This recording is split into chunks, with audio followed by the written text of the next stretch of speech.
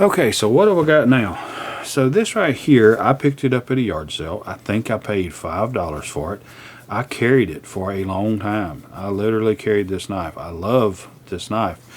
And I believe it or not, I put a lanyard on this knife because it made it easier for me to get it out the scabbard, because the scabbard would set low on my hip. Actually, I kind of carried it in the back like this right here. So it was kind of like this on my belt in the back. This right here, this looks like some kind of either simulated snake skin, but it's leather. Some kind of snake pattern like on it. It seems to me, I think, that this is a higher end knife, which is why I didn't have a problem paying, $5 for it at a yard sale. It is a, let's see, Chipawa. Chippewa. It is a Chippewa Cutler. Len Cutler. I don't know. That looks like an Indian head or a buffalo emblem in the leather. I can't really make out what that says, but Cutlery, that's what it is. Chippewa Cutlery is what this is. And so the blade, it actually reminds, I like the fit and finish. It seems good. I like this layering where you got brass, you got some kind of black wood, some type of just regular wood, and the grain appears to be crossed. And then this I don't know, plastic, ivory or otherwise, it just kind of makes me want to think it's ivory the way it is. And I could be wrong, but I'm going to assume that is ivory. It says Pakistan, and it does have that Middle Eastern vibe to it. Maybe that's another thing that I kind of liked about it. I don't know. It's got a little bit of rust here, and I've carried and sweated on this knife a lot, and I didn't have a big issue with it rusting. You got the same difference over here with the levels. That is a Indian chief head with feathers, so I'm sure that's what that is too. It is a Chippewa Cutlery. Yes, that's correct. So that is what that emblem says. If you know anything about this knife, I would love to hear it. I would love to hear what you know about it.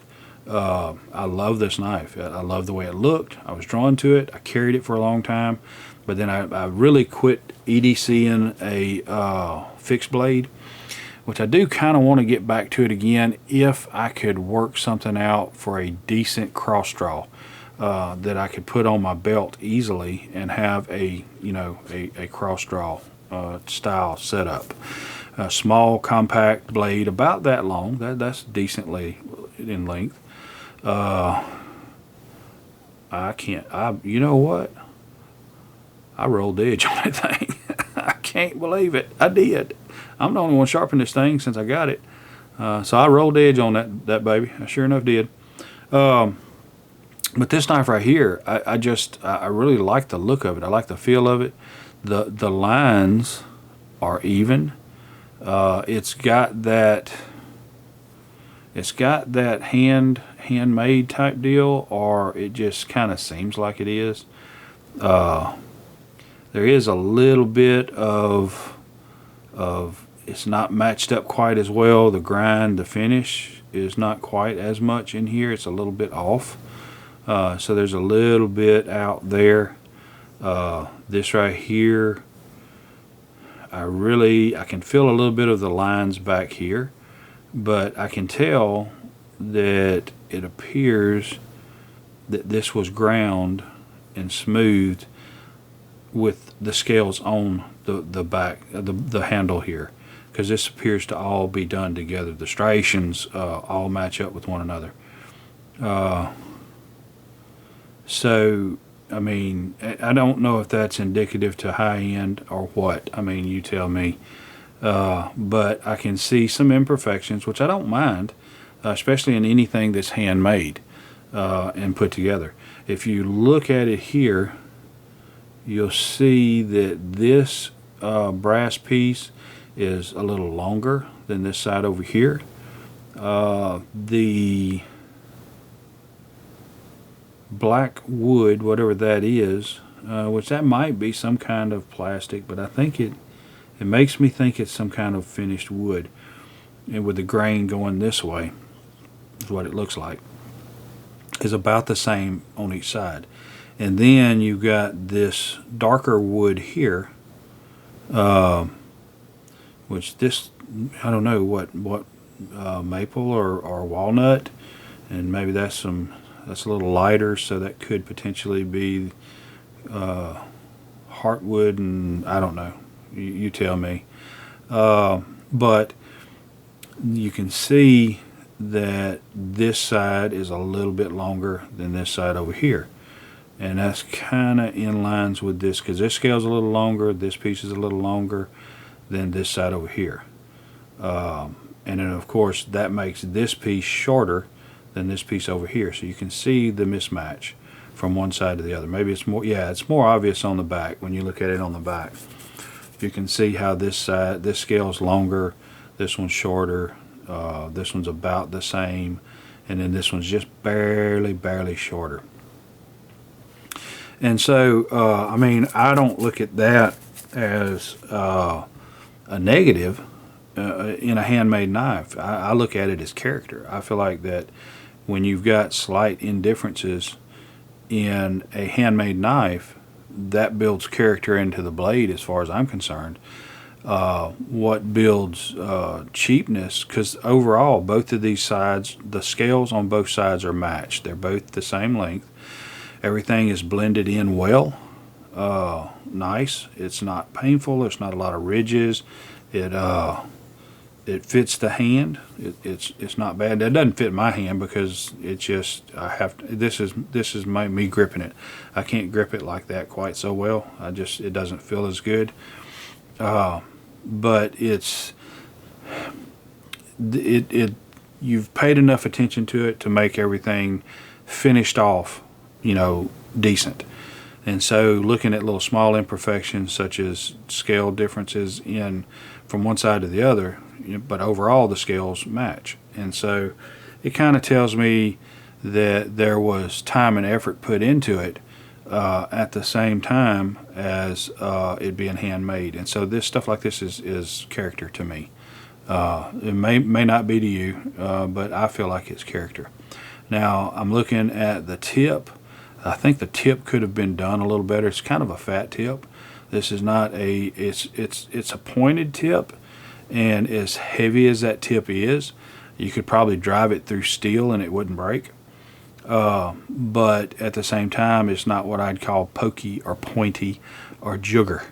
It's a jugger in the fact that it's going to go in, but it's just not. It's not. I don't know.